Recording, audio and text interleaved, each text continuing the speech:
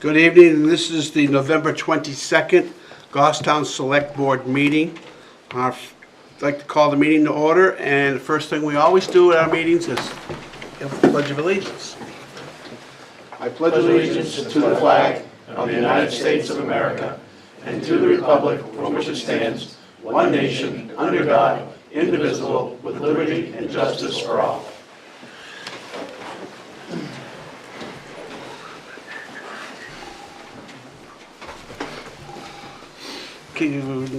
Acceptance and corrections of minutes of the 10, 8, 20, and 21, public and non-public.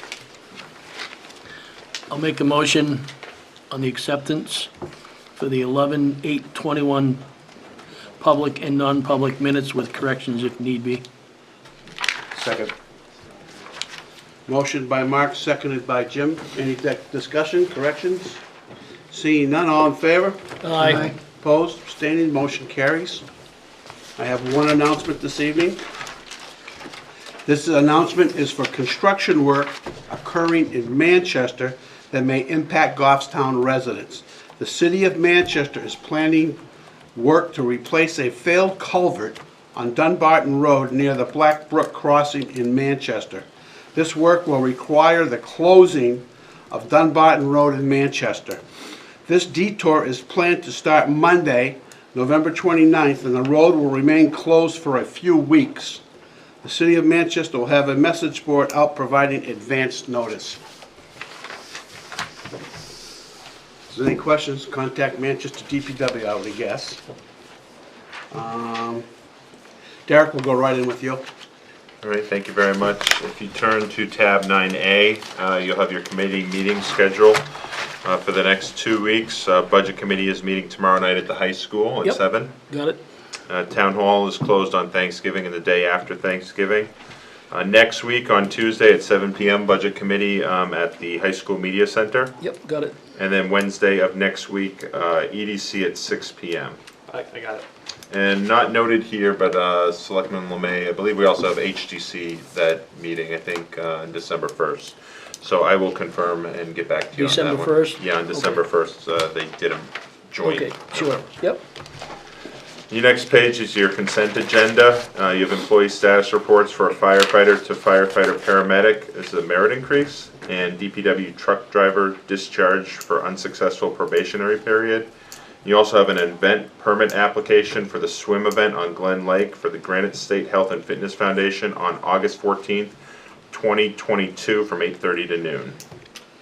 I'll make a, Go ahead. Motion to approve the consent agenda as presented. Second. Motion by Collis, seconded by Chet. Any discussion?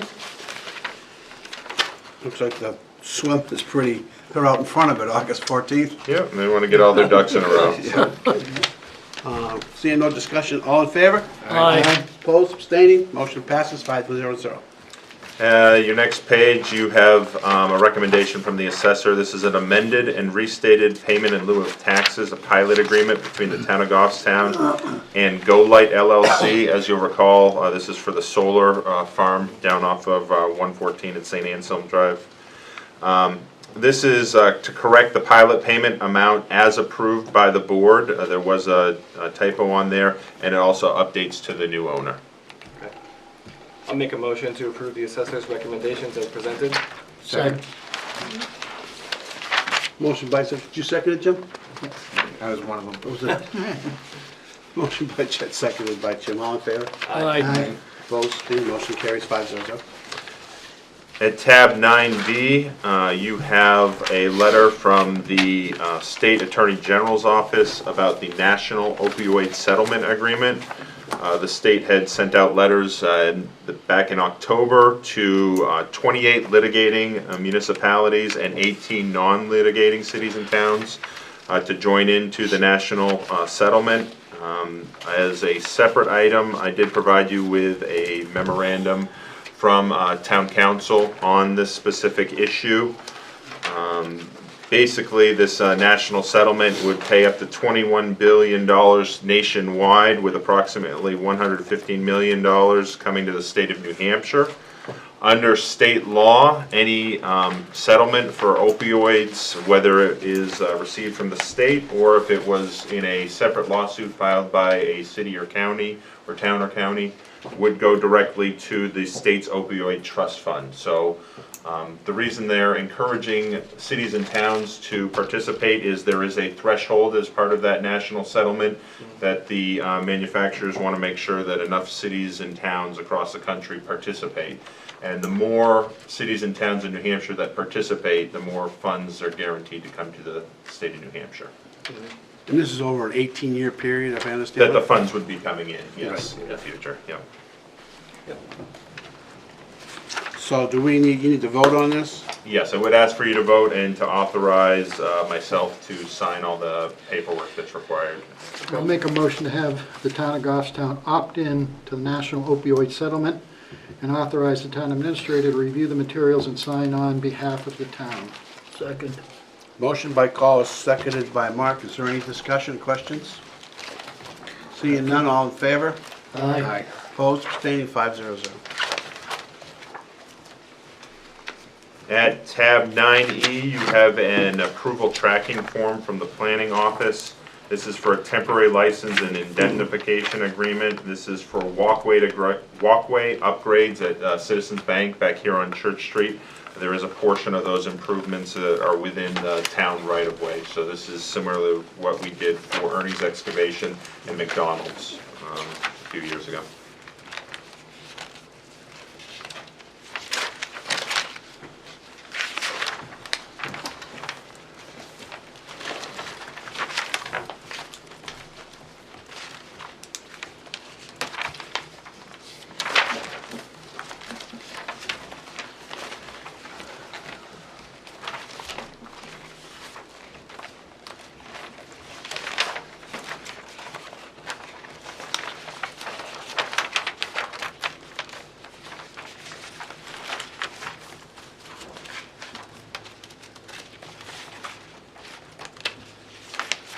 Derek, I don't know if I'm missing something, but why is it saying state of Louisiana? On which page is that? 2 after 9E. Long sidewalk.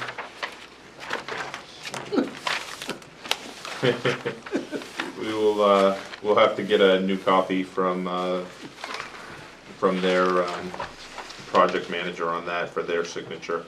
As you can see, we did have, my only guess is because it was signed, perhaps it was signed in Louisiana, That so. looks like, that Is that looks what it like is? the, Yeah. Because that's the notary. was notarized in Louisiana and probably signed in Louisiana. Yeah. I don't think it, So that, I don't think that changes anything, it was just where it was actually notarized. Okay, thank you. Thank you for catching that.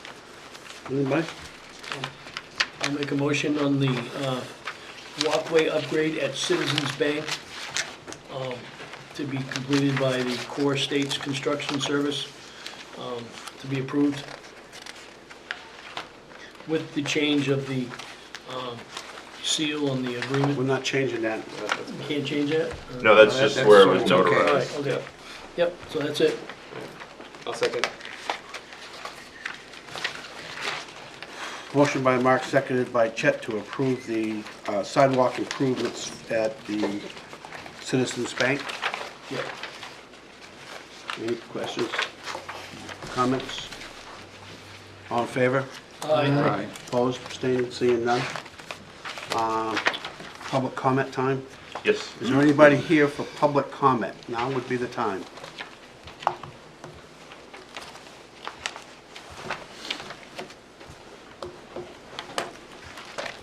I'm Vic Martell. State your I address, live- sir. Pardon me? Your address? 247 East Dunbarton Road in Goofstown. This is in reference to Station 17. I was wondering why a house a quarter of a mile away from there was a total loss last winter or fall, the Hebert house. I come to find out that that station's been closed. There's junk inside the station. I don't know who owns the junk.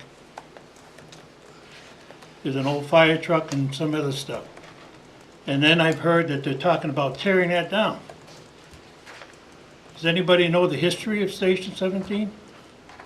I do, but You do. Peter It and was I- built, Yeah. it was built with no money from the town of Goffstown.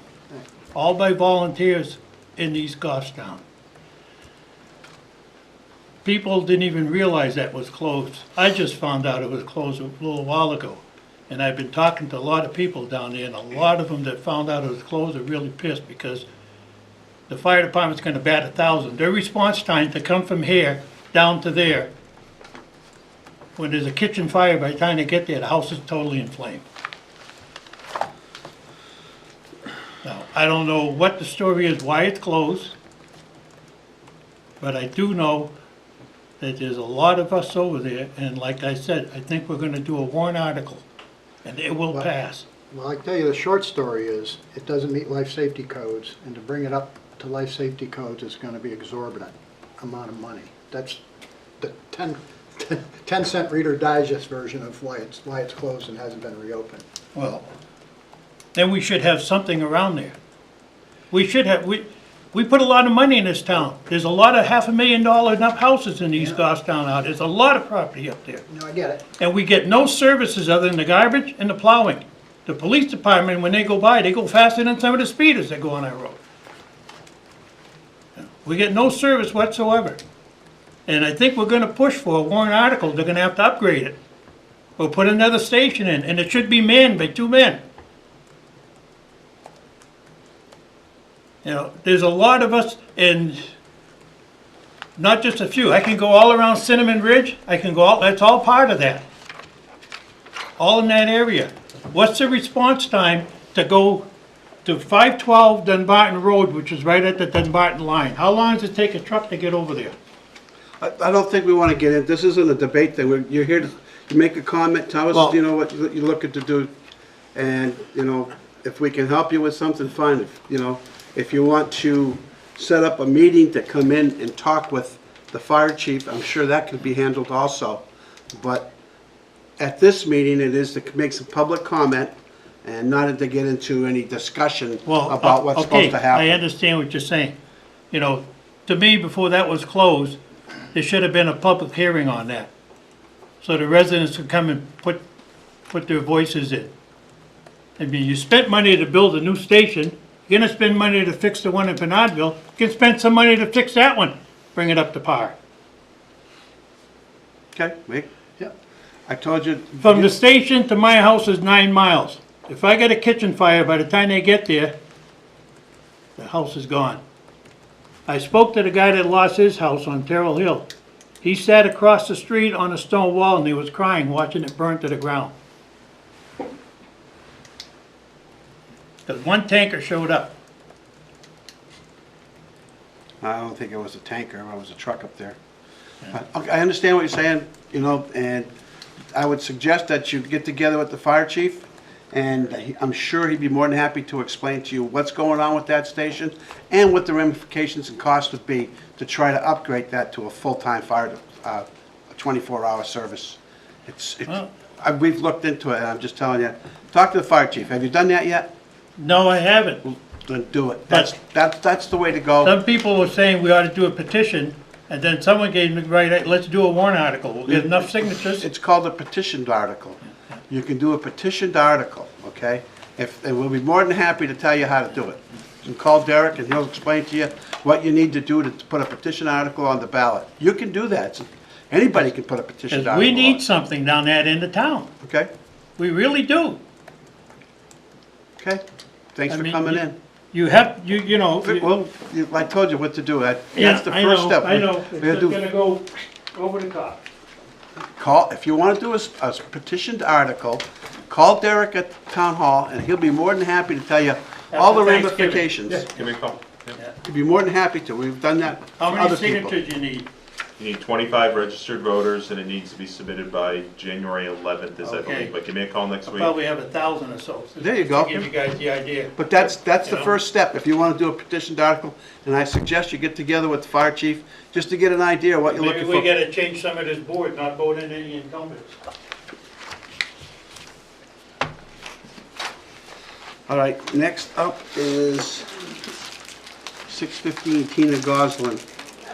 Tanya. Tanya, I'm sorry. Just, I'm not used to seeing Tanya spelled that way. It doesn't look like Tanya.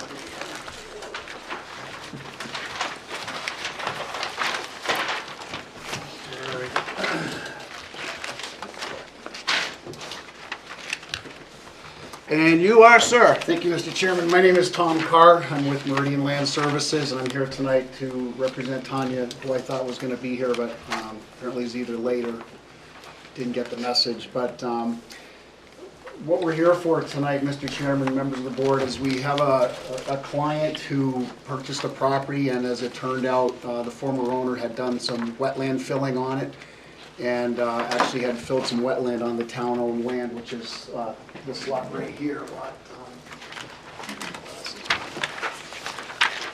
42-6. This is town-owned land with a Conservation Commission overlay on that. And this orange line right here represents some fill that the former owner had put on this lot and inadvertently put over that other lot. This came up through a building permit process. It was my understanding someone on the planning board knew that there had been a history of wetland filling on this property.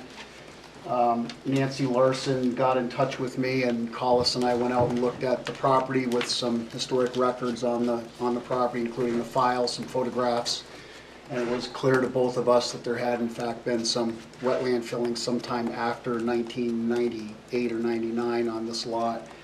There were photographs in the file and a history of wetland violation through the state permitting, where they had filled a substantial amount of land on the town-owned land, and that had been removed. And as it turned out, once everybody was gone, they filled their lot back in and put some more fill back on the Conservation Commission land. So we're here tonight, Mr. Chairman. It's been through the Conservation Commission. It's my understanding that they backed the permission letter that we had provided to have the selectmen sign that, so we can get the restoration plan approved at the state level and bring the lot back into compliance. That's pretty much it in a nutshell. Collis? Yeah, I was out there on the site, and it makes sense to do what's being proposed. For whatever reason, over the years, some wetland fill went in there. They had built a deck off the back of their house, and really the only wetland impact were where the sonotubes went down in, basically. And so they want to go in and restore, which is a good thing. I mean, they should be doing that. I did walk the site with Tom, and it seems appropriate. But however, when the application goes into DES for restoration, it has to be signed by the owner of the land, which is Town of Goffstown. So it needs to, this is the first hurdle it needs to clear before the application can go up to DES. And what was, you serve also on the planning board, what was their intake on it, her take on it? It looks like a motion was made that we don't encourage expansion in the use of class. Go ahead. There's two issues here. There's one, there's the wetlands restoration effort, and then there is the request for a building permit, which kind of initiated this. Because this is on a Class 6 road, it comes to the select board for approval under 674-41, and it requires a waiver of municipal liability. That also goes to the planning board for comment. So yes, you do have a comment that planning board made back in April of 2021, saying that they were, I'll just quote, that we do not encourage expansion of uses on Class 6 roads because of planning and other concerns they raised. In this case, if the applicant has built the deck without seeking approval, the select board should take that into consideration and not in a favorable way. We don't want that to be the practice in Goffstown, and that was a unanimous motion and vote by the board back in April. And what are we doing with the deck now? Is it coming out? No, they're seeking to maintain it and to put on a sunroom onto it. So the sunroom would be on the same footprint as the deck. Yes, the sunroom would be on the same footprint, and then the deck, they were trying to basically, it's an after the fact building permit for that. And does the deck encroach onto the town property? No, sir. It does not. The zoning board granted a variance because it did not meet the side yard setback. So The zoning board has already dealt with that, so it would be, it doesn't meet the required setbacks, but they did get the necessary variance from zoning board earlier in the year for that. So what's before us tonight is not necessarily the building, but the restoration. They're both before you Oh, this it's evening. both. Yes, yes. Yeah, Mr. Carr had provided a draft letter that's in your signature folder. There's also a copy in your packet, basically granting them permission to go to the state of New Hampshire to file their wetland restoration application. And then you also have the decision on the building permit as well. It's my understanding, Mr. Chairman, and correct me if I'm wrong, seems like there was evidence that there was a deck on this house before in that location, but had since been rotted off or removed over a period of years. I don't know how many years, but that was my understanding, and I could be wrong though. That was my understanding as well, yes. Yeah, if you're familiar with the area, there's been a lot of work going on down there, some with permits, some without permits. It's been really kind of out of sight, out of mind. I think what we have here is a property owner who wants to do the right thing. He's coming in to do just that, to bring it up to snuff, get the required permit from DES. So they want to do the right thing, and I think we should encourage them to do the right thing. So I certainly would support it. But the building is all finished? Yeah. The sunroom and the deck? I don't No, not the No. sunrooms, No. just the deck. The framework and the deck itself is done. And that's where they stop. And if we approve this, the deck is already in, they can finish the sunroof. That's the. Yes. That's what this is. Yes. Problems? Calls? I'll make a motion to approve the issuance of the requested building permit, subject to, number one, DES approval of the proposed restoration of jurisdictional wetland, and number two, recording of municipal waiver of liability in accordance with RSA 674:41. Second. Motion by Carl, seconded by Chet. Any discussion? Any further discussion? Hearing none, all in favor? Aye. Opposed, abstaining, motion carries 5, oops, I'm sorry. Nope, that's fine, and just as a matter of procedure, if there's a motion above that, Selectman Adams, Yep, seeking to authorize the chair to sign the letter. Okay, yep, okay, let me make that motion. A motion to authorize the chairman or his designee to sign the sample letter, or to sign the letter indicating the town of Goffstown does not object to the wetland restoration plan that will restore the area back to jurisdictional wetland with native plant species as presented on the plan tonight. Second. And that motion was made by Carl, seconded by Mark. Any discussion? All in favor? Aye. Opposed, abstaining, motion carries 5-0. You need to redo the other one, or did you get that? Nope, no, that's fine, the other one was fine, I just wanted to make sure that that separate Jump. issue for the wetlands restoration got taken care of. Great, thank you very much, appreciate your time tonight. Is that something I could pick up now, or? I will get a copy to you as soon as possible. Okay, sounds great, thank you very much. Thanks. Thanks, Tom. Thanks, Carl. We have Parks and Rec Director. Rick, that's you. I'll screen the zone. Sorry. You're at tab 5 in your packet? Tab 5, we're going over the three-phase electrical service bid for Barnard Park Pool. We did this on November 15th. It opened, we had 3 bids come in. Do you want me to give the names of each one of these guys and what they bid? How do you want me to do that? Well, we got it in front of us. We I got would it in just front think, of you. just go with Just what go you with it. recommended. Yeah, very cool. So the Parks and Rec Commissioners have went through all 3 of these, they talked at great lengths, and they are recommending the company CDS Unlimited out of Bennington be recommended for this project In the amount of, in the amount of $16,900. 16,000. $16,900. Jim? Is there a reason why they didn't take the low bid? When they went through the explanation, each provider gave an explanation of their detail of what they were going to be doing. This company was pretty dead on and seemed like it was the right one to go with. Thank you. There was more detail in that bid, 'cause I was at the Parks and Rec meeting when there was more detail in that bid, and Okay. Didn't leave as many holes in it, so, More explanations, yeah. okay. All set? Kind of a good idea to make sure our electricity's up to snuff. Yeah, Yeah. sure is. We can't have the pool. One way to empty the pool. Motion? Motion to award the three-phase 200 amp electrical project to CDS Unlimited of Bennington, New Hampshire for the project amount of $16,900.00. Second. Any further questions on it?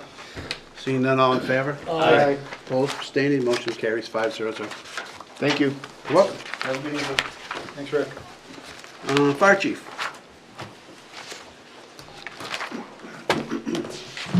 Gopher Fund. Good evening. Evening. Evening, chief.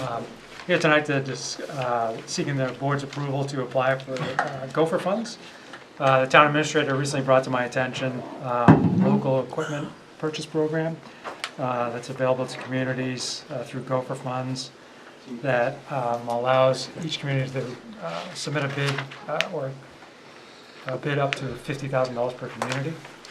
This coming year in 2022, in the EMS funds CIP, we had replacement of cardiac monitors. We thought that this would be a good fit to apply for the grant and try to help offset all those costs, so up to $50,000. And we'll give the board's approval to allow it. If I understand, that's not the way it works. I understand you have to spend at least $55,000. Correct. So Yep. you get the grant for 50, but you have to spend another 10%, Correct. which would be It's up to 50,000 with a 10% match on the Right. downside, yes. No, not, well, it's not really, 10% match on the other side, because you Yep. gotta spend that 10%. Correct. Yep. Right.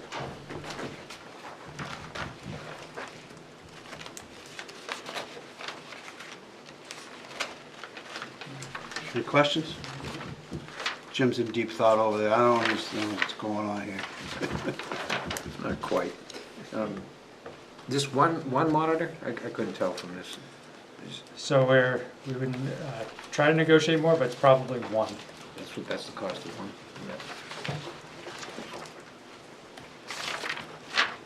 So we have, if this were to be approved, we have our monitors to trade in. I don't know what that value is going to be. Anybody? What's the wording on the motion?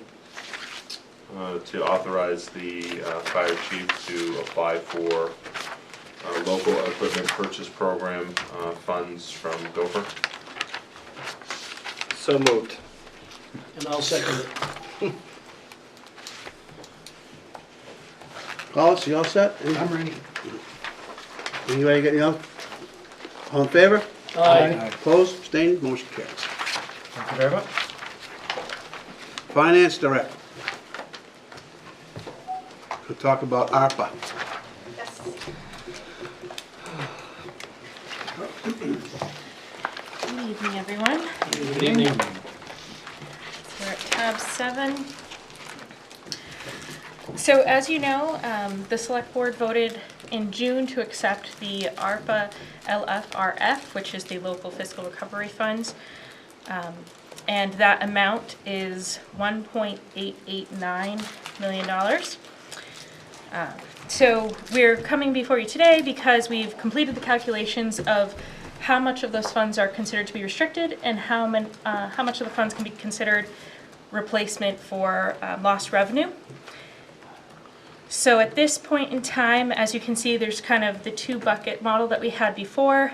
The majority of the funds, $1,270,292, was calculated to be lost revenue.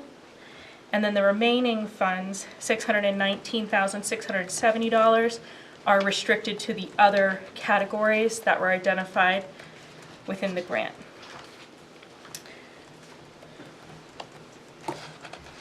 So at this point, what we're looking for is for the board to accept the lost revenue calculations and make a motion to classify that portion of the funds as lost revenue, which has more uses and is not restricted in the same manner.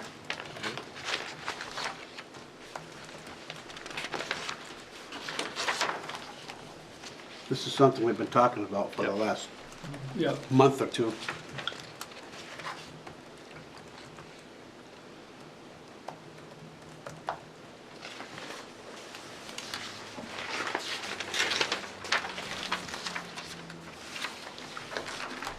So you're looking for a motion for, just on the lost revenue?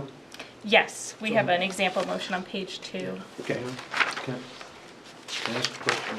Jim, go right ahead. Thank you. This is done by formula, and there's no changes we can make anyways, right? So what you see on the third page is the summary of the formulas. We did use the National Government Finance Officers of America Revenue Replacement Calculator that was submitted to all of the municipalities. So that really helped ensure that all the municipalities are using the same method for this calculation. And there is a section in the grant that indicates, in the interim final rule, because we still don't have the final rule yet, that indicates you could potentially do lost revenue calculations down the road after each of the completion of the next 3 years. However, at this point, they instructed everybody to do the initial one after the 2020 year. So that's the figure you see here. It is possible that there could be additional funds classified as lost revenue later on. However, we are comfortable with the current classification and the fact that that $619,000 could qualify for some projects that are currently on the radar. Okay, thank you. Good. Okay. Make a motion to approve the revenue loss calculation following the guidelines of U.S. Treasury and using the GFOA ARPA revenue replacement calculator in the amount of $1,270,292. Yep, second.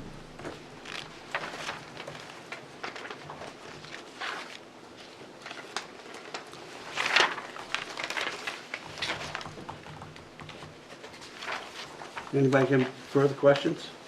Motion was by Chet, seconded by Mark. So the Wallace? task before us is to figure out how to best use these funds. Correct. To solicit input, not only from the department head, but from the general public, right? No, you may have something coming up before you this evening that Right, might help you decide that. yeah. And I see it's recommended that we take our time determining the use of these funds. Yeah, huh? Okay, we'll do that. We do have half of the funds up front that came in August. We're expecting the second disbursement in next August. Thank you. So there is a motion on the floor. Anybody else? Questions? All in favor? Aye. Opposed, abstained, motion carries 500. The next would be the police chief. You all done, right? Danielle, I'm Yeah. sorry. Okay. That's it. We're on tab 8. There is no item tab. in your packet.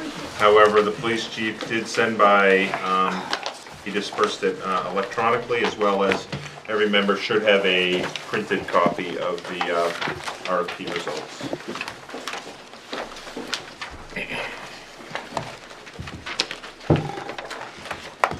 Chief Serino. Yes, sir. Good evening. Good evening. Everyone. So, tonight, I'm here to talk about the RFP process that we've taken on the endeavor of this radio upgrade and give you guys the results. What you'll see in your, what I've sent you guys in your emails was the one and only RFP bid. To give everybody a little bit of background, we had 4 people do a walkthrough, 4 vendors, 2 of which were working for the same company, so one of which submitted a bid, one backed out. Another one backed out. In your packet, you'll see they backed out for a couple of different reasons, which I'm not really sure why. We had people on staff that could answer those questions, but they decided not to move forward with their bidding process. And the 4th one, even though we extended our bid process, this company did not get it in on time. And my understanding is this company does have a bid. If we ever get to it, if we want to look at it, they have one available. But as of right now, we put a sealed bid process out and we received this one bid. What this bid covers is a lot of what was in our RFP, with a few, obviously we got to fine tune a few things, but really they gave us three kind of major options to look at. And option 3 essentially would give us about $1 million. Which page are you on so that everybody can follow along with you? I'm actually on the summary page, so if you go, You flip about 3 pages in, it's on the back side. so if you go to the preface and then page, that's 1, 2, 3, I think it's the 4th page, Mr. Chair. It says Beltronics in front of it, that's page right before the Beltronics. Yeah, It's right, out. Right. Sorry, probably should have numbered these.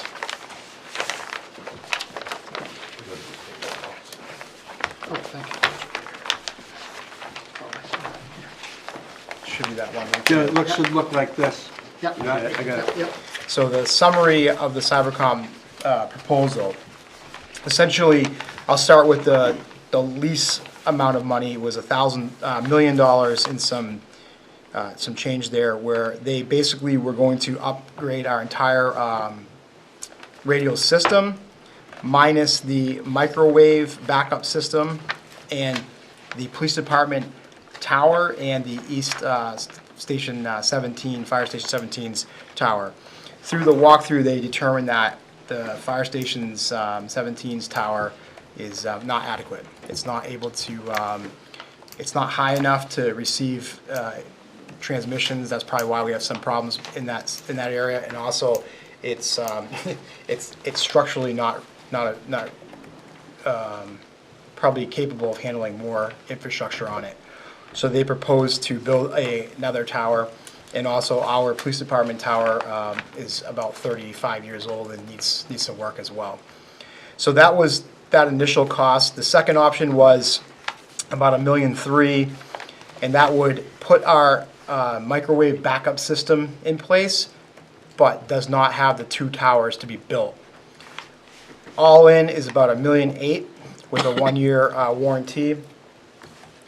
That's about, that has everything. It has the entire radio project redone, the microwave backup systems, and also the 2 towers that are being built. I'm sure this is a bid. I'm sure there's a few different things we got to tweak out in the process, but this is essentially what this company has quoted us. They work for Motorola, which some people would argue that that's probably top of the line. So I don't think we can go wrong with Motorola equipment.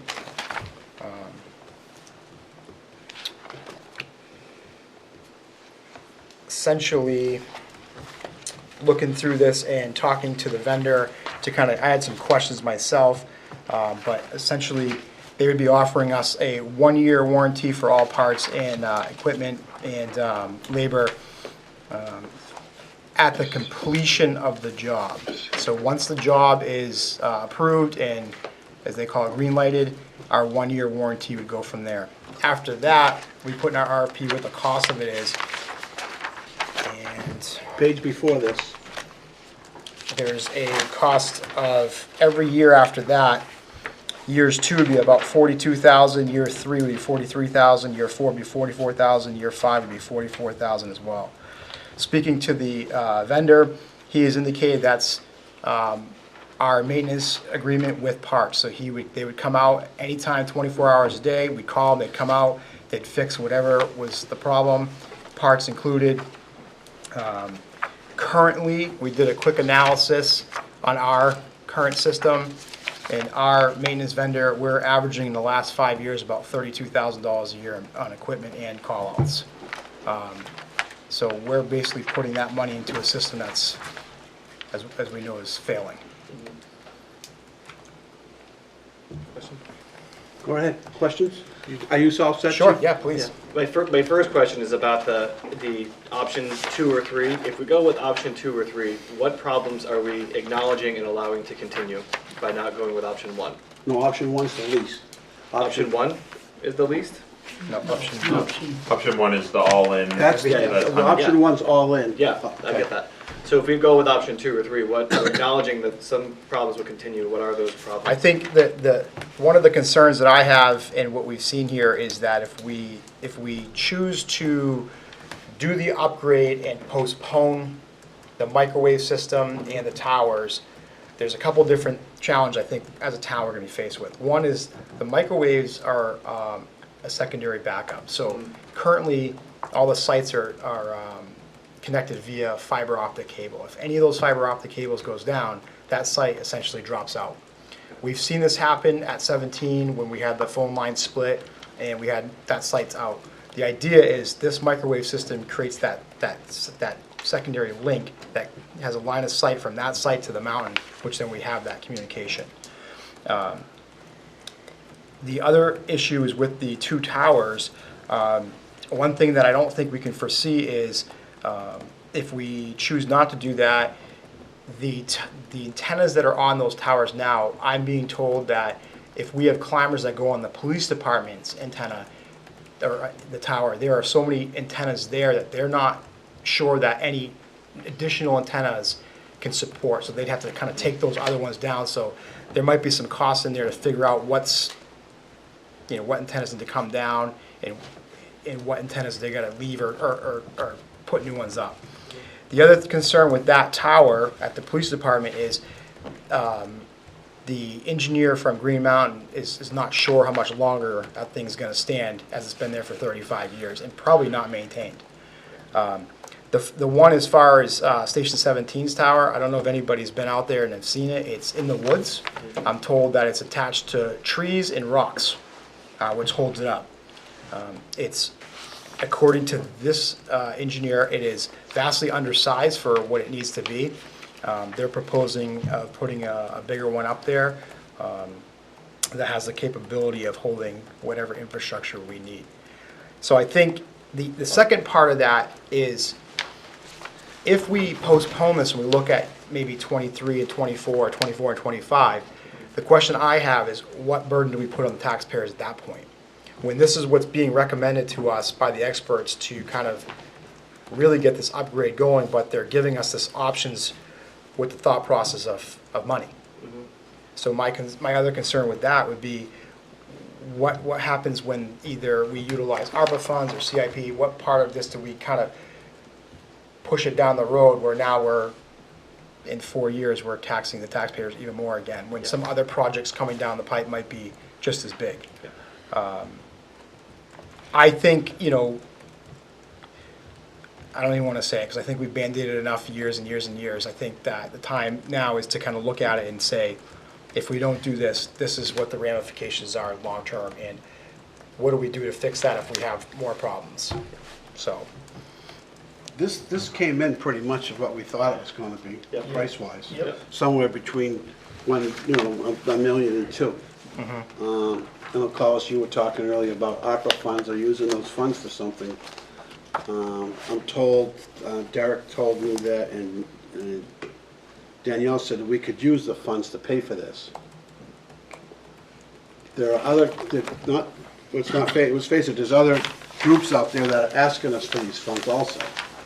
And I don't know, I'm sure you've all been contacted at least.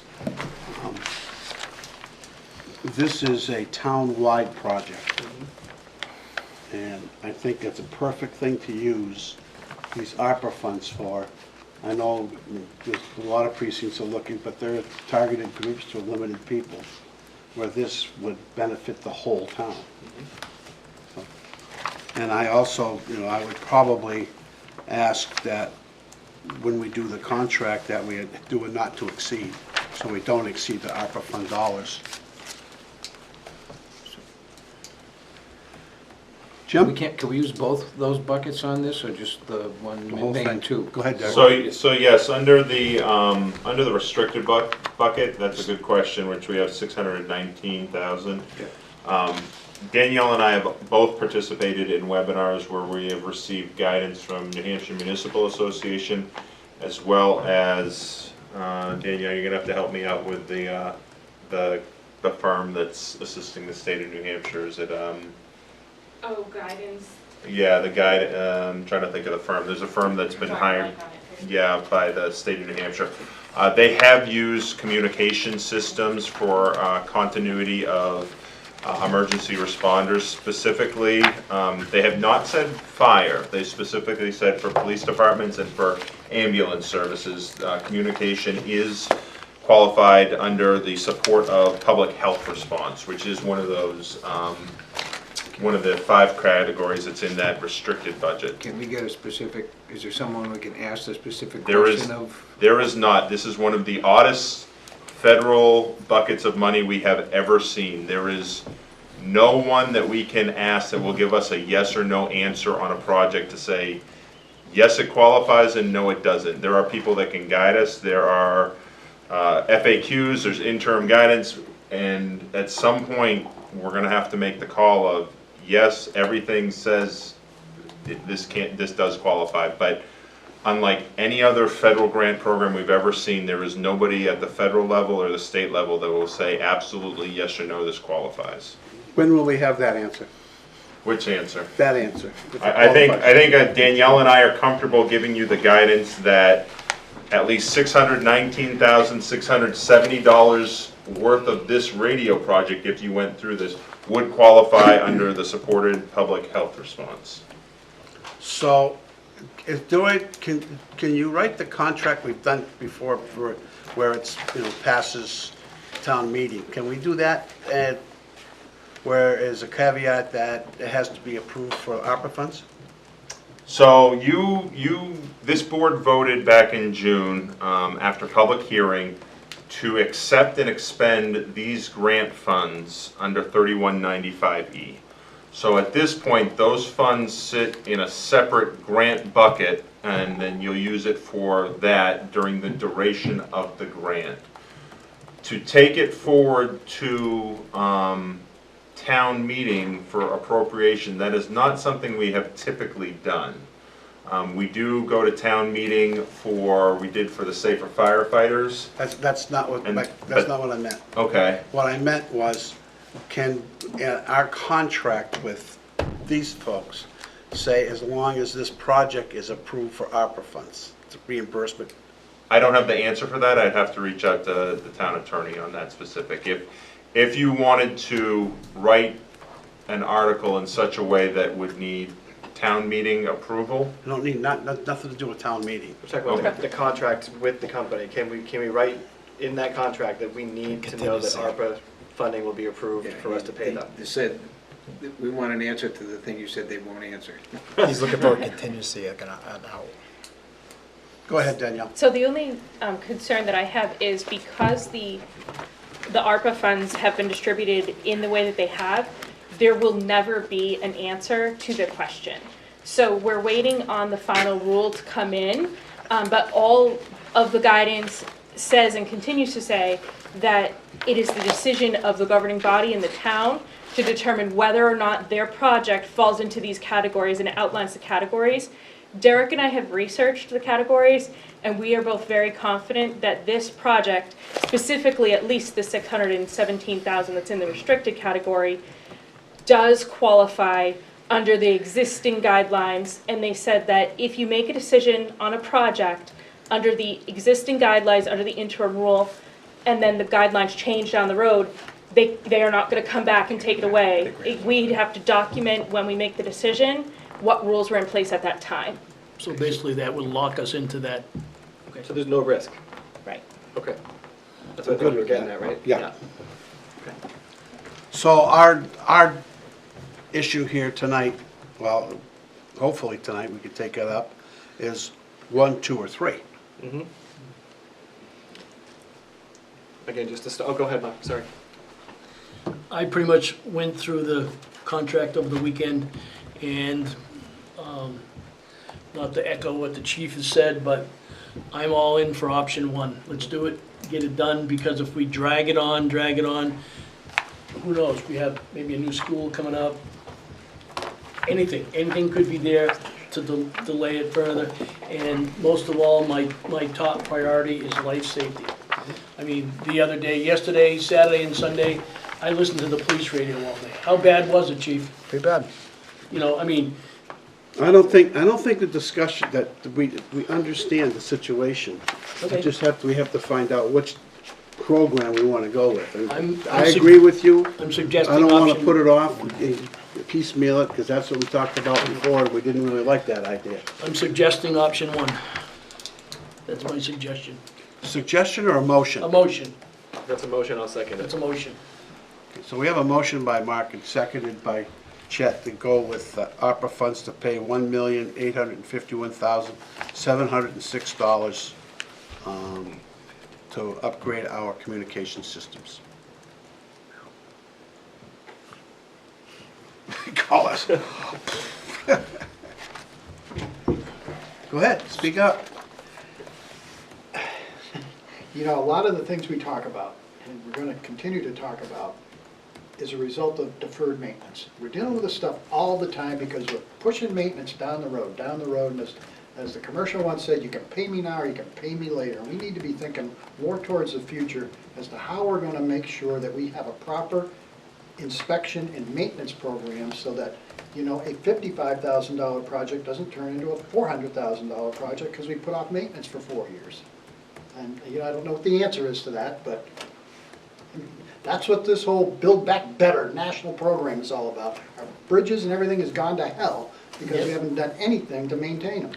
I agree 100%, Carlos. So the motion is on option 1. Any further discussion on that? Jim, go right ahead, Jim. I'm a little confused on the towers. Is there gonna be any extra cost for those towers or anything that you can, that they're saying? I mean, you don't have a crystal ball, but are I they haven't heard anything. They gave us, each tower is separate, it has a separate quote, one of which is about a 250,000, another is about 326,000, some, give or take. Okay, So that is from start to finish. They're gonna erect it, put it up, and then put the antennas up there. I guess if you're asking me to have a prediction, I don't know if I they. know you don't have a Yeah, I don't know if they go crystal to ball, but is there any reason is there anything that makes you think that there might be some hidden costs here? Anything that they've said, anything that? Chief, can I speak to one item? Sure. There is one item in the bid that, in talking with our IT system administrator today, it does speak to the cell phone tower that's in Dunbarton. We do know that we have fiber optics, the company that we have, our fiber network, and it runs right by that pole. So there is the potential, because they propose it as simply a microwave backup to that location. There might be a potential that it makes more sense for us to do both the microwave and connect it to our fiber, so you have those parallel redundancies built in. So at least on that one, could there potentially, we get into the project and we start talking with our fiber company in there, and it's worth, you know, using some of the fiber to connect that network to that tower. I do know on that one, there's a potential for that item. I think what we could do is, as the board has motioned, is work with our town attorney to have a not-to-exceed contract, and then manage a project and, you know, work around any of those contingencies. I mean, it's a large project, so. And I think that will, with any project, I think the board has more experience in this with the town, is I can't imagine that when we're doing this, that there's not gonna be some type of unforeseen contingency or some type of cost. My understanding is that the whole system itself and the you know, having the ability to hear and transmit, the studies they did were conservative coverage maps, and they're even they could potentially be better. So we can kind of win on some of that stuff. But yeah, barring us going in and building something and seeing, oh, we need to blast because there's massive ledge here, or there's a fiber optic cable that needs to be ran. But I don't know what the cost is of that, but if it's on the side of the road and it's going a couple 100 feet into a cell phone tower, I'm not sure what the cost is on that. All set, So Jim? we're gonna build it in so that for the contract price, and they come back to us if there's any. Unless we add something on, there's always, you know, Right, I get it. people do that all the time, and I get know. into a project, oh, by the way, while you're here, do this. And if I may, I think, this is a good ballpark number for us to look at. I think that if we accept this and we move forward, talking to the vendor and fine tuning some of those gray areas, there's a potential for us to potentially come back and just talk to the board and give you guys an update of where we're at. I mean, that's kind of the idea. Actually, I guess the cause of my concern was the other party that didn't bid. They had some concerns about the bid process and some of the issues with the towers and things like this. So that's what made me a little, Yeah, that's where that came from. when I read Beltronics too, I'm not sure, they talk specifically about the antenna systems and what we had versus what, it seems like Cybercom talked to our consultant about that and us. We showed them everything that we have currently, and if they think we need an upgrade, they should be presenting that to us as Cybercom did. I'm not sure if Beltronics, I don't know if they're telling us this is what they have for issues, but I'm not sure if they really wanted I don't know. Okay, just got me thinking. All right. Yeah. Okay, we have a motion on the floor made by Mark, seconded by Chad. Any further discussion? Seeing none, all in favor? Aye. Opposed, abstaining, motion passes 5-0. Okay, on to new business. Oh, go ahead. Oh, I'm sorry. I do. Okay, I'll Did you catch want up. to- okay. I'll catch up with you. All right, great, thanks. Thank you, everyone. Thank you. Section 10. All right, I had one remaining Oh, sorry. item at tab 9F. This is another road tracking form. Oh, This yeah, was okay, for acceptance of a street name. This is for the subdivision for the car wash on Mass Road opposite North Point Roofing and Wicked Salon. They are proposing the street name of Sparkle Court. This has gone through the review process by Fire Department, 911, Police Department, and Planning. It's a good name for it. They're grubbing it all out now. They're working over there. Yeah.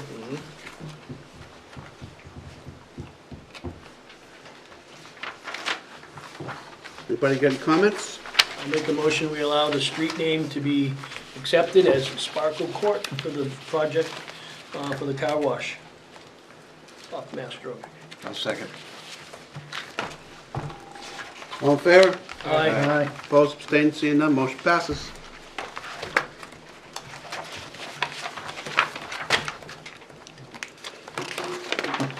Anybody have any new business? I can't see.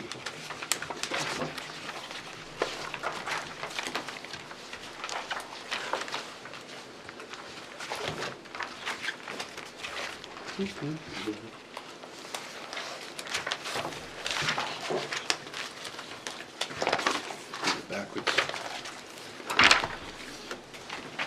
So hit old business.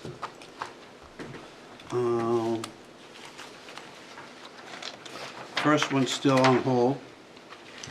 We I want think to you talk had- about that, or we I want to think talk you about had- that in non-public, or? On old business, the proposed personnel policy changes. Right. You had set this evening as a date to vote on those changes. We did receive some questions, but no, the comments to come forward from departments are highlighted in your packet at tab 10B, I, single I. One request was for overtime. We had made a change for 24/7 for Police Department and Department of Public Works to add in vacation as counted as time work in those two departments. That matches the CBAs, and those are the two departments that have hourly supervisory employees. Request from department heads is to add in personal leave and comp time. If anyone had taken personal leave or comp time and then all of a sudden there's some type of situation that they've got to come in for non-scheduled work, to have that included in the overtime calculation. And then on legal holidays, there was discussion at the last meeting. We're not proposing an increase in the number of legal holidays, and we have provided a sample in your packet of the 10 to be declared. However, because there's the day after Thanksgiving here at Town Hall, That's typically a day that's quite busy over at the transfer station. We would propose that we add in language that we had originally proposed, that departments come to you, specifically DPW and Town Hall, to declare their holidays in November or December the year prior. Again, the operations at those two departments are a little bit different, and I felt that that made a little bit more sense. And then the rest of the red line changes are in your packet.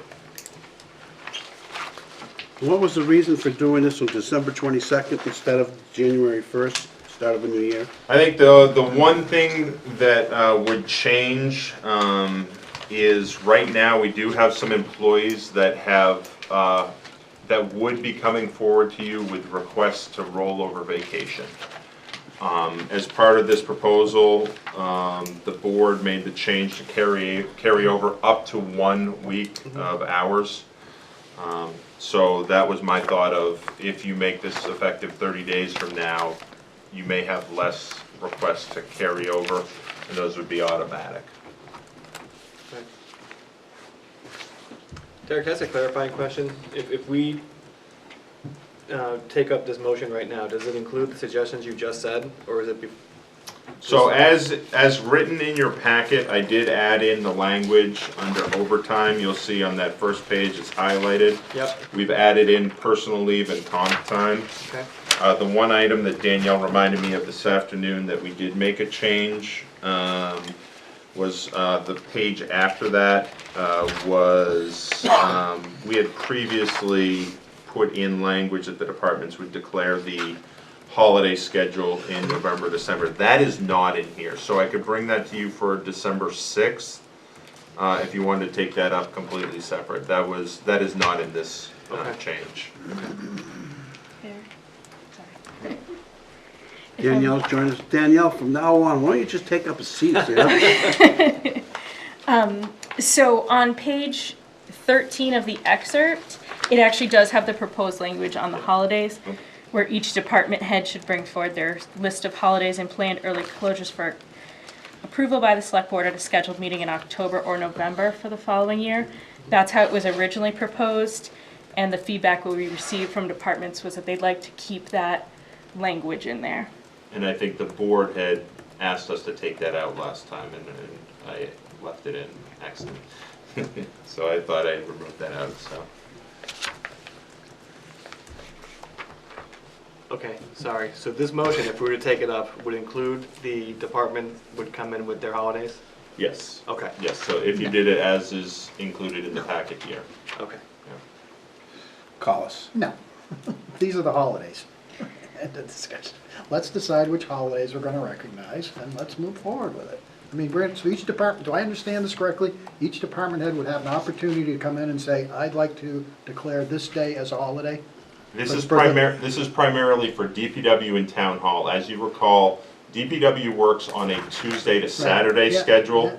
yeah. The transfer station and Town Hall is a Monday through Friday. So I think that's why typically they would be open the day after Thanksgiving. Right. And the day here, so Right. I think that's why. The issue I see with that is if the department head declares the day after Thanksgiving as a holiday, then that defeats at the transfer station you're talking about, right? Yeah, I guess if they were to come in and propose this exact schedule, then. But as you've just stated, that's one of the busiest days of the year. Right. That may, yeah, that. So then the DPW director could say, I designate that as a holiday. But typically, in the past few years, both Town Hall and DPW has brought a schedule to the select board as part of your packet, and you've approved it typically in November or the first meeting in December. That's how we've done it in the past few years. Go ahead, Danielle. The existing language prior to the proposed change actually says in unionized departments, non-union personnel may at the discretion of the department head follow the union holiday schedule. And so that hasn't been coming forward. So as a result of that, we actually have a wide variety of holiday schedules around town that we track for payroll purposes. And as far as operations go, you know, Parks and Rec may have programming because they have to follow a little closer to the school schedule because of they can't hold a program if school's closed and vice versa. DPW has different days because, as Derek said, Thursday through Saturday. Then we have other items as well, like in the fire department, where they don't take the day after Thanksgiving because of the way their operations work for command staff to be there with the team. So then instead they take President's Day, which is not currently recognized on the list. So the idea was that if each department head just brings their list of the 10 days, it would be spelled out and every employee, both union and non-union, would have a clear outline of these are the declared holidays for non-union. However, your department's schedule is approved by the board and the department heads aren't making those decisions one-off. They're bringing them to the board for that approval each year. Okay. So this would be an annual exercise in November? Yeah, just before the main holidays roll Right. around? Yep, so for the following calendar Right, year.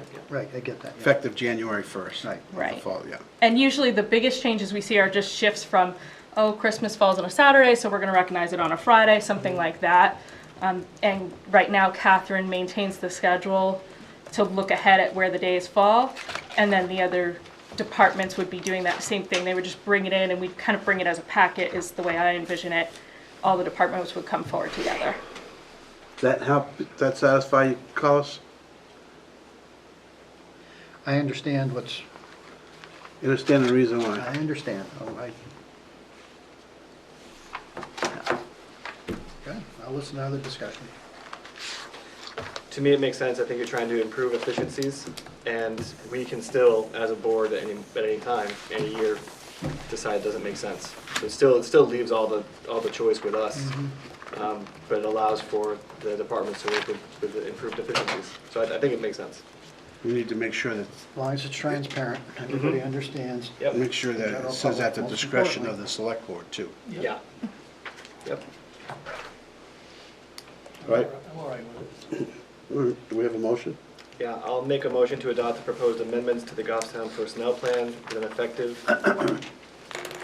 December 22nd. date December 22nd, 2021. Yep, second. Seconded by Mark. Any further discussion? Seeing none, all in favor? Aye. Opposed, abstaining, motion passes 5-0. Next,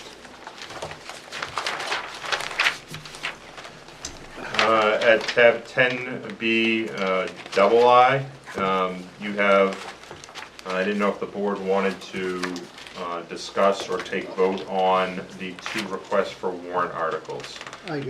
Yes. The select, or the town is due to present tomorrow night and next Tuesday on the budget, so that's why I've raised this issue. Sure. okay, I do, yes. I want to deal with it tonight. okay. We have Crispin's house and Main Street. The Crispin's house is 20. Mhm. Okay. The other one's 15, Pardon me? Main Street's 15? Yes. I'll make a motion, move both of these onto the ballot Second. as presented. Discussion? Absolutely not. Main Street has not demonstrated with their budget, they actually showed a budget for a nonprofit organization with a profit. They do not have the support of the businesses on Main Street. If you go up and down Main Street and talk to them, they have $135,000 in the bank that they can operate on. They don't need $15,000 of the town's money. Now, unless they can demonstrate, maybe next year they can put their act together, get things together again, and we can support them again. But at this time, where they put a budget together, it has a nonprofit with a profit, and they have no director, and they have no concrete plans yet, it would not be proper for the town to be investing into that group right now. That's my take of it. Well, I'm not sure which businesses you talked to, Peter. I talked to plenty of businesses who find value in what they do. Is it a squeaky clean, well-oiled operation? No, it's got some issues to deal with. I agree. But I don't think that means as a community we should say, we're not going to fund you. You know, we don't think you provide, to me they provide value to the community. This is not a big dollar item. I think they bring at least that much into the community. So I'm going to support both of them, but that's just my 2 cents. Number one, I don't think it was fair to do them both, but we'll do, Well, we do them separate. No problem with that. I'd I'll rather make a take. motion to approve the request for Christmas house. Second. And Any moving on discussion? to the ballot, I should say. Moving on to the ballot. Yeah. So, let's go back, we already had a motion on the floor. So you reject, Yeah, yeah. I'll withdraw. you withdraw, okay. So we have the motion on the floor right now is to support the $20,000 for Christmas Christmas house. house, yeah.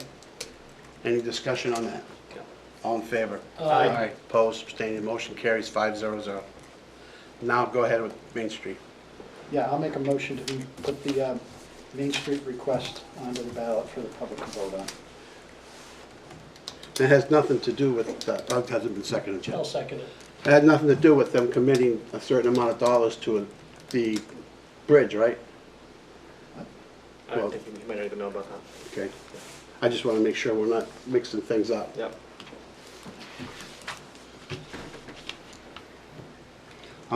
You know my opinion, they do not, as far as Collis, I'd be more than happy to walk up and down the street and talk to people with you, but they do not have the support that you think they have. Just telling you. You know what would be interesting for me? I know that there's a motion on there, but it'd be interesting to hear from Main Street businesses in writing. Would any of them be willing to do that? Well, I imagine they would, but I don't want to speak for them. Well, there was a couple of years ago, We sent that survey out, didn't we? no, there was a petition, or there was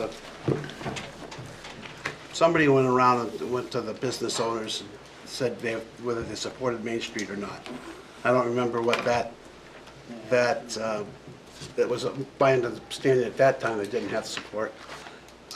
They don't have a director, they don't have any direction, they don't have a leader. I mean, it's unfair to the taxpayers to put money into that kind of a situation when they're floundering. Now, it's not our money, it's the taxpayers' money, and I disagree with just giving them money in hopes that they're going to make it work. They have a board, don't they? They do have a board. Yeah. It's kind of that they haven't decided what they're doing. I mean, she even was in here and said that, you know? They haven't even put together a budget. They don't do that till after the first of the year, but they come and ask for money. I don't understand how a nonprofit can do a budget and have a profit. Does it make sense? Well, It just originally- shows me that they don't know what they're doing, Originally, they didn't have a budget. Then they came back with a budget. but showed a profit. So it shows me that they really don't know what kind of an organization they're running. They need to get that together before we spend town taxpayers' money on it. Just saying. I think it's irresponsible to keep spending taxpayers' money on it, when they even told us 3-4 years ago that they were gonna be self-sufficient, They did say that. you know? So, give us the money this year. This is what happened. They said, give us the money this year. We're gonna be self-sufficient then. And now they keep coming back year after year. They're not self-sufficient. They made an error. They spent a lot of money. It was a mistake, and we shouldn't keep following it until we know they're in the right path, in the right direction. They have money. They have $135,000. And they have fundraisers. It's not fair to the taxpayers to keep throwing money into it, into a nonprofit that's showing a profit. Mark was there when he heard it. He said, we're gonna be self-sufficient. Yep.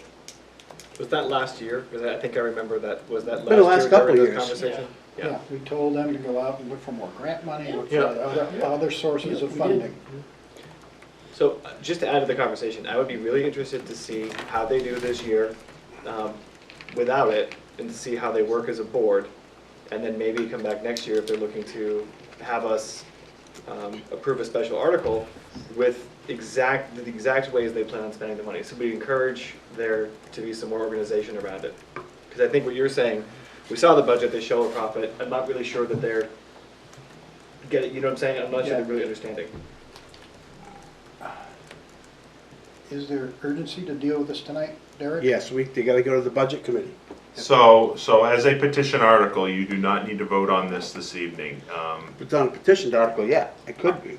Even as the select board, you have up until the date of the the second Tuesday into January to decide whether or not you want to put this forward as a warrant article. I was putting this back before you because the Budget Committee had requested to finish up their process before you meet again. So there is no requirement that you make a decision on this evening. You I could. disagree. The only reason why I disagree is if we give them the answer, if we say no, that gives them the opportunity to go out and do a petitioned article, to get their signatures and put it together for a petitioned article. That would be the fair thing to do, instead of waiting to the last minute and don't give them that opportunity. If they want to get it on the ballot, they can still do that. Don't you think if we vote no tonight, that's exactly what they're gonna do? Exactly. But if we don't vote tonight, right, and we put it off to the last minute, it doesn't give them the opportunity to do that. So if you want to give them that opportunity, you vote, we want to vote no. If we're going to vote no, we vote no tonight, instead of waiting to the last minute. Well, they're watching this, they know, they're hearing this conversation, they Sure. know exactly And exactly rightfully which way the wind's blowing here. Rightfully so, because if you wait till the last minute, is what I'm saying, to say no. Let's say we go wait until, you said right to the last minute, right? And we said, no, we decided not to. Well, that doesn't give them the opportunity to get their special article, all their signatures and stuff. You let them know up front, and that way they can do it. And that gets out to the voter, and then the voter will be able to decide that way. Whether we say yes or no tonight, if they're listening and watching, they're Well- gonna make a game plan no matter what, so it It really has the doesn't matter same which way effect. we vote. Has the Yeah, it same, does. same effect. No, it doesn't. It doesn't have the same effect. Sure it does. It gets on the warrant, right? That's the same effect. No, it's not the same effect. The same effect is, if we're putting it forward, that means we are approving it, Yeah.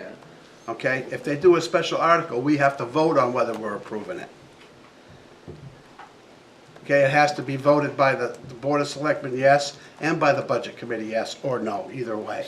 It has to have a recommendation on it because it's a money article. Yeah.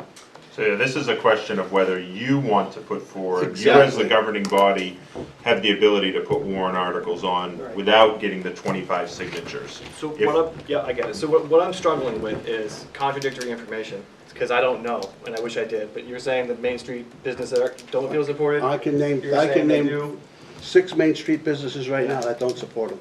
Sure.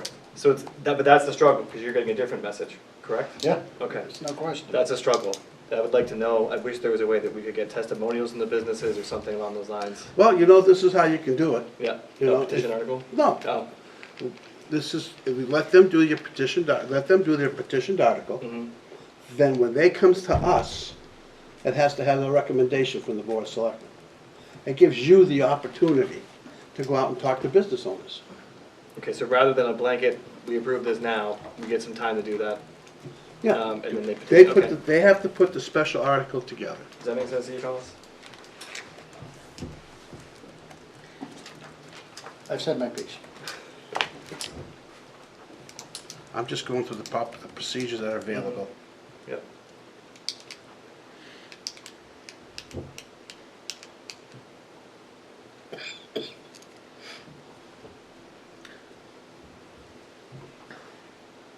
I don't know where we're at. Do we have a motion? You have a motion on the floor to include this as a warrant article. It was motioned by Selectman Adams and seconded by Selectman Lemay. Any further discussion or questions? No, I mean, that's just where it's Close. at. Move the question. Move the question, okay. So, all in favor of supporting the Main Street with the 15,000? Say aye. Aye. Opposed? I oppose. I oppose. So you didn't do what you wanted to do. I thought about it. Okay, next up is, what are we at, Derek? You have your action matrix at the last page of your packet I this thought that we evening. had already started on that. Besides, but I don't think we. I thought that we got to the personnel plan. was it Yeah, we not? did, yeah. Yeah, so a lot of the items you did, yeah, that are in the action matrix we dealt with. First up, we're still working on that. Yes. We just did personnel policy. Yep. Rotary Park, we haven't done anything with that yet? Selectman Adams and I have a meeting next week with the. Well, I wanted to be involved in that. If I told you right from the beginning that I wanted to be involved in that. Okay, I can, we can definitely include you Okay. in that. Sorry about that. Formal presentation on, So the village pedestrian bridge, I will reach back out to the engineering firm. We were waiting on a cost estimate from them. and then the last one we're pretty much done with, right? Yep, we've done the lost revenue calculation, and you have designated the majority of those funds towards the radio Right. project. And then we got 2 vehicles down. One's ready to be picked up in Vermont. Anything else?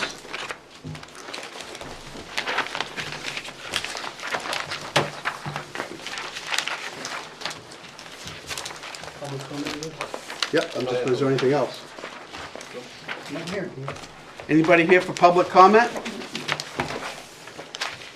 Seeing none, that'll conclude tonight's public portion of the select board meeting.